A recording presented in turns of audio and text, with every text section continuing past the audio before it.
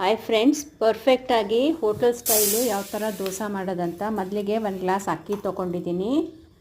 So ಅಕ್ಕಿಗೆ ನಾನಿವಾಗ ಉರದ್ dal, so ಒಂದು ಅರ್ಧ ಕಪ್ಪಷ್ಟು ಉರದ್ ದಾಳ್ ತೊಗೊಂಡಿದ್ದೀನಿ.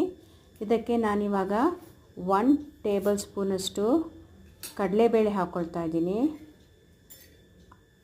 ಅರ್ಧ ಟೀ ಸ್ಪೂನಷ್ಟು ತೊಗರಿಬೇಳೆ ತೊಗೊಂಡಿದ್ದೀನಿ. ಆಮೇಲೆ ಸ್ವಲ್ಪ ಮೆಂತ್ಯ ತೊಗೊಂಡಿದ್ದೀನಿ. ಸೊ ಇದು ನಾವು ಒಂದು 3-4 ಸಲ ಚೆನ್ನಾಗಿ ವಾಶ್ ಮಾಡ್ಕೊಳ್ಬೇಕು. ವಾಶ್ ಮಾಡಿ ನೀರೆಲ್ಲ ಚೆನ್ನಾಗಿ ತೆಗೆದುಕೊಂಡ್ಬಿಡಬೇಕು. ತುಂಬ ಚೆನ್ನಾಗಿ ಬರುತ್ತೆ, ತುಂಬ ಹದವಾಗಿ ಬರುತ್ತೆ. ನೋಡಿ, ನೀರೆಲ್ಲ ತೆಗ್ದಿದ್ದೀನಿ. ಇವಾಗ ಇದಕ್ಕೆ ನೀರು ಹಾಕ್ಕೊಂಡು ಒಂದು 8 ಅವರ್ ಚೆನ್ನಾಗಿ ನಾವು ನೆನೆಸ್ಕೊಳ್ಬೇಕು.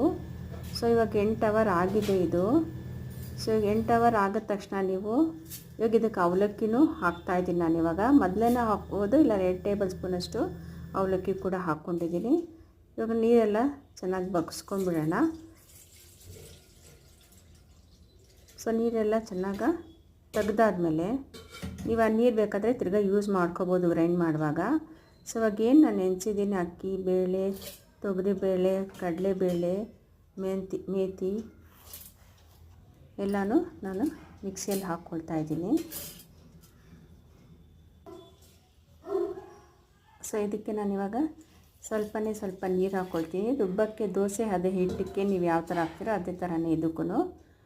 ಸೊ ಇವಾಗ ನೋಡಿ, ಇವಾಗ ಚೆನ್ನಾಗಿ ರುಬ್ಕೊಂಡಿದ್ದೀನಿ ಸ್ಮ್ಯಾಶ್ ಮಾಡಿಕೊಂಡು. ನೋಡಿ, ಸಾಫ್ಟಾಗಿದೆ. ಸೊ ಬನ್ನಿ ಒಂದು ಬೌಲಿಗೆ ಟ್ರಾನ್ಸ್ಫರ್ ಮಾಡ್ಕೊಳ್ಳೋಣ.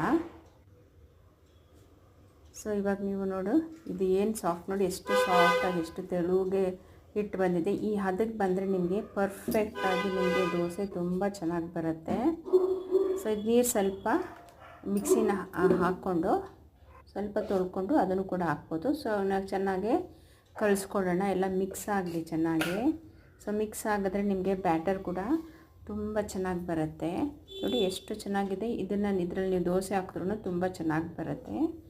ಸೊ ಈ ಥರ ನೀವು ಇವಾಗ ಇದಾಗಿದೆ. ಇದಕ್ಕೆ ಸ್ವಲ್ಪ ರಾತ್ರಿ ನಾನು ಉಪ್ಪು ಹಾಕಿಟ್ಬಿಡ್ತೀನಿ. ಬೆಳಗ್ಗೆ ಹಾಕ್ತೀನಿ ಅಂದ್ರೂ ಪರವಾಗಿಲ್ಲ. ಇವಾಗ ರೆಡಿ ಇದೆ ಇದು ಈ ಬ್ಯಾಟರು.